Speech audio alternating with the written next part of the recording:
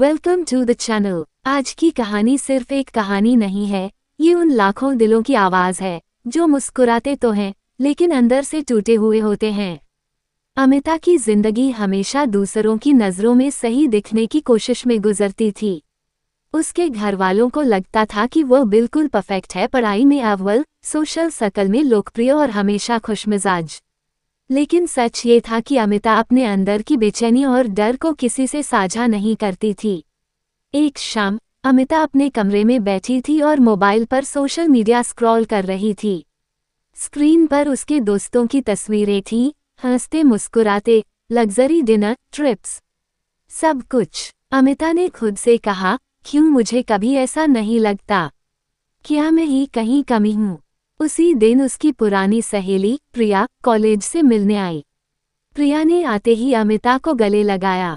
अम्मू, कितने दिन हो गए हम मिले नहीं, चल कॉफी पर बातें करते हैं। कॉफी की टेबल पर बैठकर प्रिया ने अमिता की आंखों में कुछ झांकते हुए कहा, तुम हमेशा सब कुछ छुपाती हो, है ना?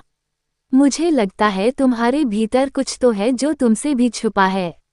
अमिता हंसी, कुछ नहीं, बस पढ़ाई और घर के काम में व्यस्त हूँ। सब ठीक है। लेकिन प्रिया ने उसकी आंखों का सच पढ़ लिया। तुम्हारे घर वाले क्या सच जानते हैं, या तुमने उनके सामने भी पर्दा डाल रखा है? अमिता का दिल जोर से धड़कने लगा। सच तो यही था कि उसके घर में सबको लगता था कि वो खुश है, लेकिन वो अंदर से टूट चुकी थी। नौकरी की तैयारी, घर की जिम्मेदारियां और सोशल लाइफ, सब कुछ उसे दबा रहा था। अगले हफ्ते कॉलेज के प्रोजेक्ट के सिलसिले में अमिता को अपने असली फीलिंग्स शेयर करने पड़े। समूह में प्रेजेंटेशन के दौरान उसने अचानक कहा, मैं हमेशा सबको खुश दिखाने की कोशिश करती रही, लेकिन सच ये है कि मैं भी डरती हूँ, मैं भी गलती करती हूँ और मैं भी कभी कभी अकेली महसूस करती हूँ। समूह में सन्नाटा छा गया। कुछ लोग चौंके, कुछ ने सहानुभूति दिखाई। प्रिया ने धीरे से कहा, देखा, सच को स्वीकारना डरावना नहीं बल्कि हल्का करता है। अमिता ने महसूस किया कि सच पर पर्दा डालना आसान था, लेकिन वो उसे और गहरा कर देता था।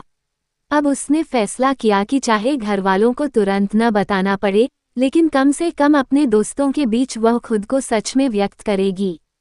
कुछ महीने बाद अमिता के माता पिता ने भी उसके बदलते व्यवहार को नोटिस किया। उन्होंने पूछा, क्या तुम खुश हो अम्मू?